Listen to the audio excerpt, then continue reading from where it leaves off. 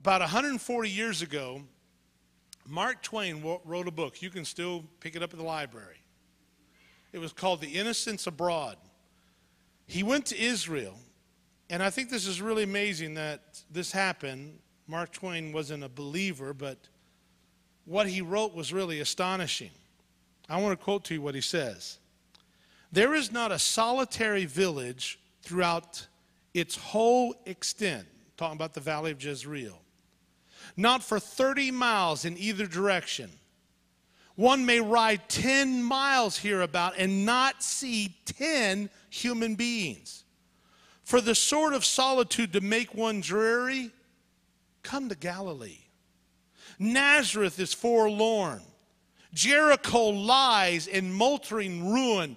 Bethlehem and Bethany, in their poverty and humiliation, unoccupied by any living creature, a desolate country whose soil is rich enough, but is given over wholly to weeds, a silent, mournful expanse, a desolation." We never saw a human being on the whole route. Hardly a tree or a shrub anywhere. Even the olive tree and the cactus, those fast friends of a worthless soil, had almost deserted the country. Of all the lands there are for dismal scenery, Palestine must be the prince. The hills are barren and dull, the valleys unsightly, deserts inhabited by swarms of beggars with ghastly sores and malformations. Palestine sits in sackcloth and ashes, desolate and unlovely. That's 140 years ago. When somebody would read prophecy in the Bible in 1867, do you see why they said there's no way? And yet, folks, right before our very eyes, we see Israel becoming one of the most flourishing farming productions in the world. Their drip system is now being used around the world as they have learned how to make the desert flow. Literally. It's not just a little slogan. It's a fact. In only one day, the Israeli national water carrier pumps more water than was pumped in all Palestine the year that Israel became a nation. They'll do that in one day. What are you talking about, John? I'm putting it to you this way. Remember what God says? He started naming all these trees. He says, when you see this, I want you to look at this, and I want you to consider it, and I want you to know I did this. To show you I know what I'm talking about. Right now, Israel has some 2,500 plant types. For comparison, Egypt, here next to the Nile Delta River, has only 1,500. Britain has 1,700. Norway only has 1,335. Israel has 2,500.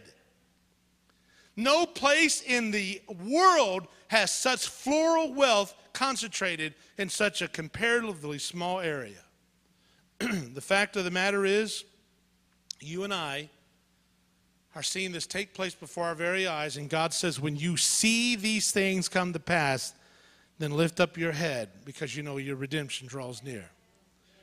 Now, the 5 minutes I got left, I want everybody to pay attention to me. This is going to be very important. The question is, what's next for Israel? Now, we won't obviously be able to scrape this. We'll talk some great deal more on our topic tonight. But we know for a fact, according to Ezekiel, and we've already read 36 and 37, and these miracles that were taking place in 36 and 37 gets ready for 38 and 39. We read of a surprise attack in Ezekiel 38 and 39 that involve Israel led by Magog, which is modern Russia. This leading war will involve a combination of other nations, such as Persia. Now, Iran was called Persia until 1935, and they changed their name to Iran. This would align together with other nations, but it's important to note that the southern states of the former Soviet Union are both military powerhouses and they're Muslim. It goes on to tell us that Meshech, which is modern Turkey, would also turn on Israel in the same surprise attack. And isn't it interesting, 6 years ago, Turkey elected a pro-Islamic party to govern their country. Also added to this list of invading armies in the surprise attack on Israel is Cush, which is modern Sudan, and Put, which is modern Libya. I don't know how many of you were paying attention, but on April 17th, history took place. Major history before our very eyes. CNN won't tell you the Bible talked about this. But the Russian's President Putin arrived into Libya. Matter of fact, he was the first Russian leader in history to visit Libya. And there he is creating a strategic alliance, signing numerous agreements, negotiating a $2.5 billion arms sale to this enormous and historic enemy of Israel. You think that's a coincidence? Let's see, May, June, July, August, September. That's 5 months ago. And then guess what's happened since this? By the way, it's nothing short of amazing that 2,600 years ago, Ezekiel gave the exact list of nations that would move against Israel in the last days. And by the way, let me tell you this, Ezekiel also gives the outcome of the battle. He tells us that the Lord will intervene. Now watch this, the Lord will intervene. 5-6 of the armies of the enemy will be wiped out. But the question has to be, where's the United States?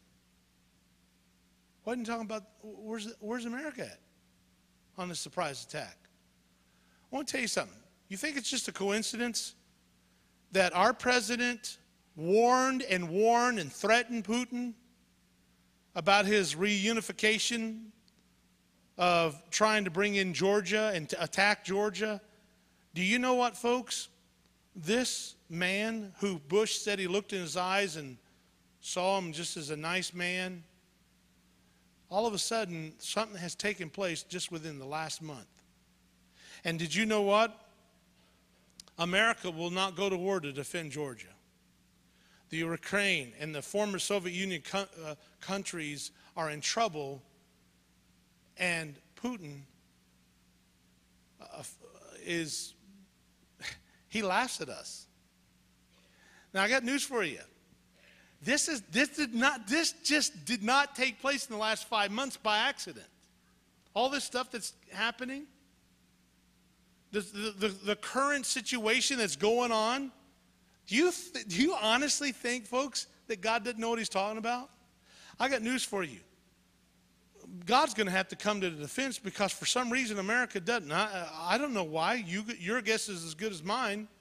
Either we've got a country that no longer supports Israel, or maybe we don't have the ability, or maybe we've been attacked ourselves. But we know one thing, the future doesn't look real good when it comes to anybody that won't stand with Israel.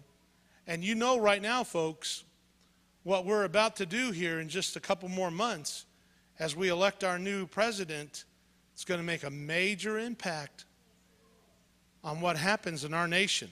The American presidential candidates, their position on Israel is enormously important for Israel and the United States. And I don't know about you, but I wouldn't be terribly surprised if Israel doesn't make an attack on Iran because of its threats of nuclear capability and push this thing to another level. And I don't know what you think about it, but I know one thing, Satan's doing everything he can to get the United States to stand against Israel. And I want to remind you folks that our nation has been blessed and has been cursed according to our blessing and our cursing of Israel. And as we'll show you tonight, it's before our very eyes. Jesus said, as it was in the days of Noah, so shall it also be in the coming of the Son of Man.